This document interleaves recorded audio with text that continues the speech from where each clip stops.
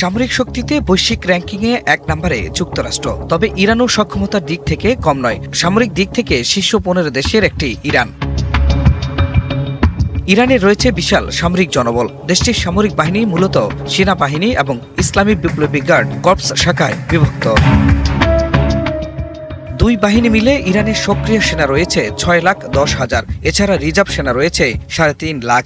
যুদ্ধের ময়দানে নামতে প্রস্তুত ১০ লাখের বেশি আধাসামরিক সদস্য রয়েছে ইরানের। ক্ষমতার সবচেয়ে বড় ত্রুপের তাস প্রক্সি নেটওয়ার্ক বা আঞ্চলিক মিত্রবাহিনী। মিত্রবাহিনীর মধ্যে রয়েছে হিজবুল্লাহ, ইয়েমেনের হুতি, ইরাকের পপুলার মোবিলাইজেশন ফোর্সেস, শিয়া মিলিশিয়া আল নুজাবার, সিরিয়ার মিলিশিয়া ও ফাতেমিউন ব্রিগেড।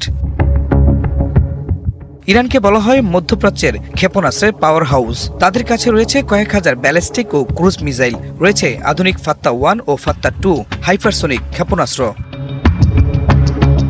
২,০০০ কিলোমিটার পাল্লার খুরামশাহর, সেচিল এবং শাহাব-3 নামের দূরপাল্লার ক্ষেপণাস্ত্র রয়েছে ইরানের ভান্ডারে। এসব ক্ষেপণাস্ত্র সরাসরি ইসরায়েল সহ দক্ষিণ ইউরোপের কিছু অংশে আঘাত হানতে সক্ষম। আধুনিক যুদ্ধে অন্যতম প্রধান অস্ত্র হল ড্রোন। ইরানের কাছে রয়েছে শাহেদ-136 নামের অত্যাধুনিক কামিকাজে ড্রোন। স্বল্প খরচে ইরানের নিজস্ব প্রযুক্তির তৈরি এই ড্রোন ব্যাপক ধ্বংসযজ্ঞ চালাতে সক্ষম। আছে কয়েকশো ছোট ও দ্রুতগামী আক্রমণকারী বোট ও সাবমেরিন। এছাড়া প্রায় ১,৫০০-এর বেশি ট্যাঙ্ক ও ৪,৫০০-এর বেশি আর্টিলারি গান নিয়ে তাদের স্থলবাহিনীও বেশ শক্তিশালী।